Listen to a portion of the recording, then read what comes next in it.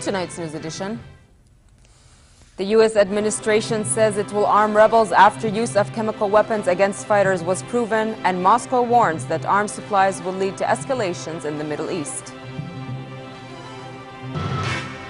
The Turkish Prime Minister pledges not to push ahead with plans to redevelop an Istanbul park until a court ruled on the project in a conciliatory move to end 2 weeks of protests. And Iranian voters turn out in large numbers to choose a new president despite a limited choice of candidates. Good evening and welcome to the news at 10. Several cities across the kingdom saw peaceful protests and sittings following Friday prayers calling for comprehensive reforms and the continued fight against corruption. Members of political parties and activists marched in downtown Amman, urging the government to accelerate reforms and refrain from raising electricity prices. The protesters also called for addressing the economic crisis and approving an elections law that fulfills citizens' needs. Similar protests took place in Karak and Tafile. The protesters also urged the government to fight corruption, achieve comprehensive reforms, and address the problems of poverty and unemployment. Last summer, the U.S. administration warned the Syrian regime that a red line would be crossed if chemical weapons were used against rebels, promising enormous consequences if that were to happen. According to a direct statement by the White House, that red line clearly has been crossed. The Syrian government dismissed U.S. statements as full of lies, and its main ally, Russia, said the data provided by the U.S. was unconvincing, warning that direct military aid to rebels would hurt peace efforts. Lu'ay Balqar has the details. After months of deliberation, the U.S. administration said it would now arm rebels, having obtained proof the Syrian government used chemical weapons against fighters trying to overthrow President Bashar Assad. Western diplomats were reported to also have said that Washington is now looking into a no-fly zone to help Assad's opponents. However, any such move would be impossible without a UN Security Council authorization. Our intelligence community assesses that the Assad regime has used chemical weapons, including the nerve agent sarin, on a small scale against the opposition multiple times in the last year.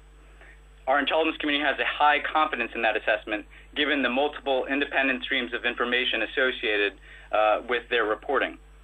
The intelligence community estimates that 100 to 150 people have died from detected chemical weapons attacks in Syria to date. While the US report won backing from Canada and the UK, Syria and its allies in Moscow quickly sought to cast its integrity into doubt. The Syrian government denounced US chemical weapons claim, and the Foreign Ministry said the US had used fabricated information on the chemical weapons to justify the direct military aid. In the meantime, Russia said the information on the use of chemical weapons was not supported by the necessary convincing facts, and suggested the United States would use it to justify intervention in the conflict.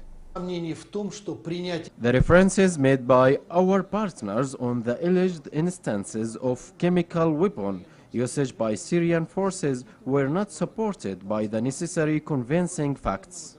The European Union called for a UN verification mission to be deployed in Syria after the White House disclosed the conclusions of an intelligence report. This assessment and others that have also been circulated makes it even more important that a UN verification mission be deployed to Syria to investigate these allegations on the ground.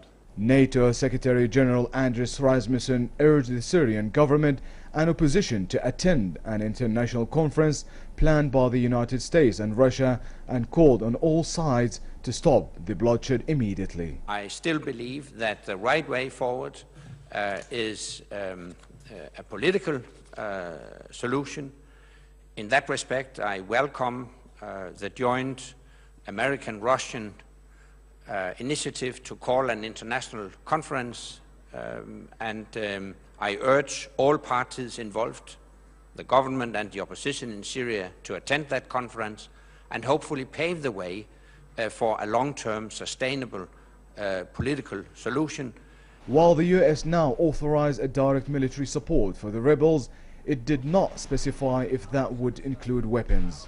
So far, it has limited its aid to rebels through providing communication equipment, medical supplies and food.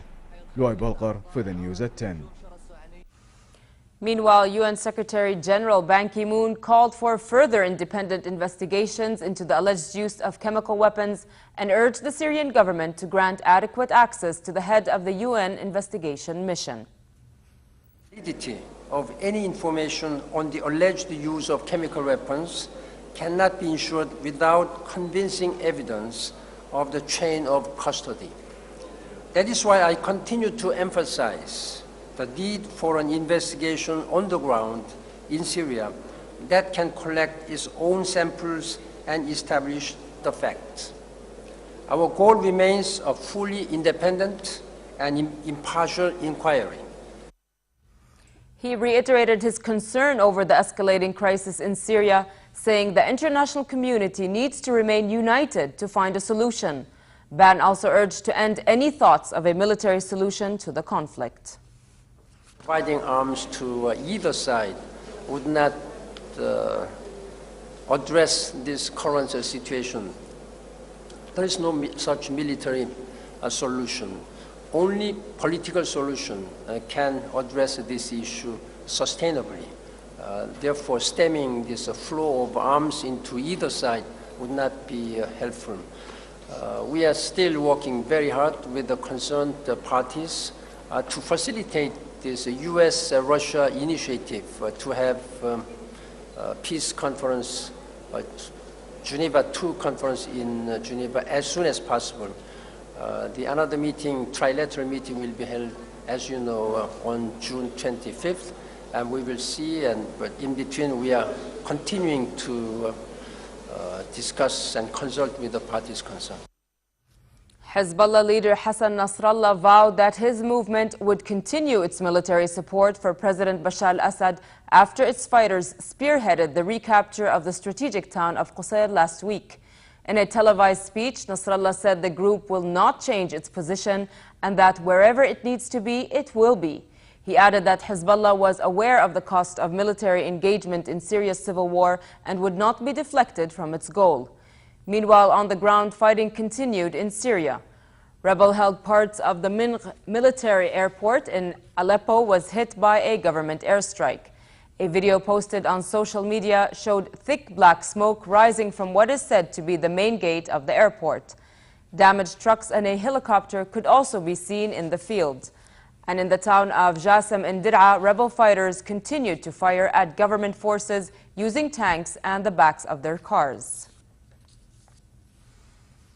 6 years after Palestinian faction Hamas took control of Gaza, officials from Hamas and Fatah said they hope to end their rift in the future. After the death of Palestinian President Yasser Arafat in 2004, years of frustrations and stalemate in peace talks with Israel led Hamas to victory in parliamentary elections in the West Bank and Gaza in 2006. The friction sparked a brief civil war between the two groups. Last month, Fatah and Hamas pledged to bury their differences, form a unity government, and find a common ground strategy towards Israel. And on the 66th anniversary of Hamas taking control of the enclave, the two groups are hoping to settle their differences and end their division. No one wishes to keep the division as it is because it does not come in the favor of our Palestinian people, especially among the series of victories by the Palestinian resistance and the diplomatic meltdown of the Israeli occupation worldwide. Also among political and diplomatic Palestinian victories in the international organizations. Therefore, Hamas's priorities in the next phase is to achieve the Palestinian people's dream of unity and reconciliation. Turkish Prime Minister Tayyip Erdogan met opponents of controversial plans to redevelop a city park in what appeared to be final efforts to end 2 weeks of anti-government unrest. Erdogan met a delegation mostly made up of actors and artists, but also included 2 members of the umbrella protest group Taqsim Solidarity, hours after saying his patience had run out and warned protesters occupying Gezi Park to leave. Turkish protesters said Erdogan had pledged not to push ahead with plans to redevelop an Istanbul park until a court ruled on the project. Taksim Solidarity had promised to abide by the outcome of an ongoing court case filed in an effort to stop the redevelopment and would hold a referendum on the plans if the court found in the government's favor. Ben buradan tekrar açıklıyorum. You have stayed here as long as you could and have relayed your message. If your message is about Taksim Gezi Park, it has been received and evaluated. We will follow this process. If the verdict will be negative, then we will agree to it. But if it will be positive, then we will discuss it again and we will go for a public vote in Istanbul, which will be held by the municipality of Istanbul according to the 16th article of local municipalities law. Iranian voters turned out in large numbers today to choose a new president to replace Mahmoud Ahmadinejad. Voting was extended by several hours due to the large number of turnout, higher than the 2009 elections. 50 million eligible voters had a choice between 6 candidates. Of the 5 conservative candidates, only 3 are thought to stand any chance of winning the vote or making it through to a second-round runoff in a week's time. Nuclear negotiator Saeed Jalili, who advocates maintaining a robust, ideologically driven foreign policy, is seen as the main conservative contender. The other 2, Tehran Mayor Mohammad Bakr Klibaf and former Foreign Minister Ali Akbar Vlayati, have pledged to back away from pursuing Iran's nuclear program, but have strongly criticized Jalili's inflexible negotiating stance. They face Hassan Rouhani, the sole moderate and only cleric in the race, who is more likely to pursue a conciliatory foreign policy. But with no reliable opinion polls in Iran, it is hard to detect the public mood. In 6 days, that is on June 20th, World Refugee Day will be observed.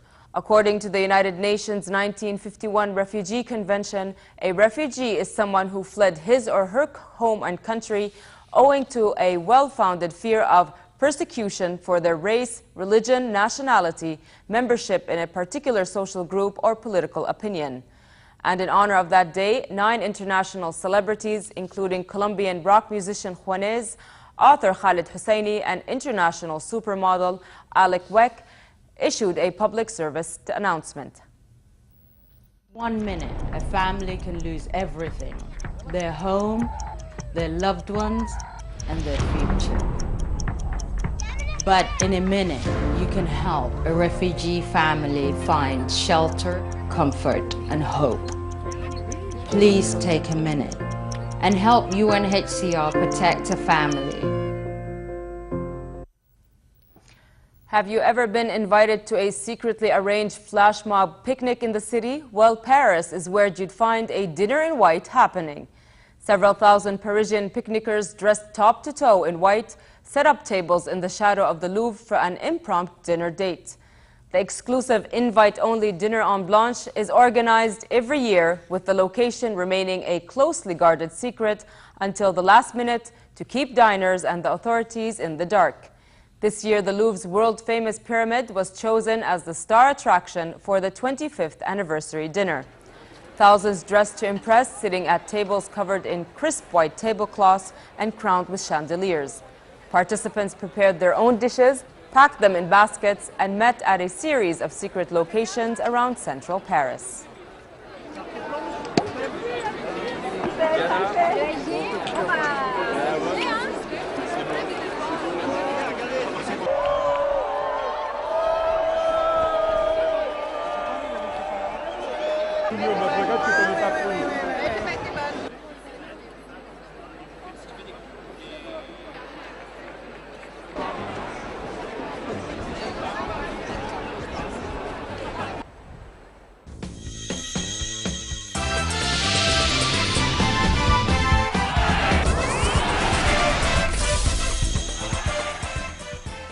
Nine times world champion Valentino Rossi of Italy was quickest in practice for Sunday's Catalunya MotoGP in Barcelona. Rossi posted a late lap time of 1 minute 42.2 seconds on the circuit to lead his Yamaha factory racing teammate Jorge Lorenzo of Spain by 0.04 of a second. Championship leader Dani Pedrosa was third fastest on his Honda, followed by Cal Crutchlow.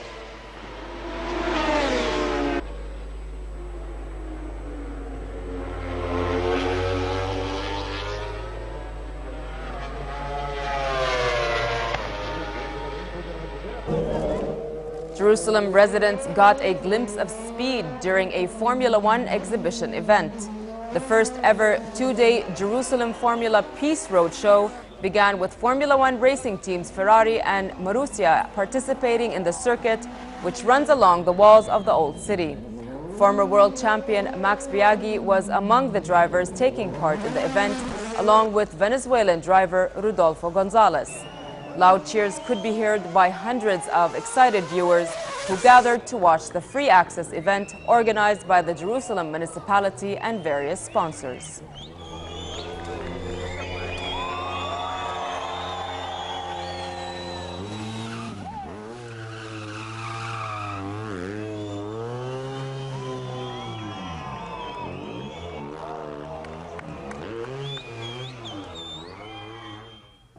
Finally, for a quick look at the weather, cool tonight with northwesterly moderate winds. Tomorrow, a slight drop in temperature is expected. Therefore, it will be fair in most parts of the kingdom, yet hot in Aqaba and the Jordan Valley. Winds will be northwesterly moderate, picking up at times, stirring dust in the Badia regions. The Gulf of Aqaba should expect a hot tomorrow with northerly moderate winds, picking up at times, and calm seas. Next are the lows and highs for tonight and tomorrow.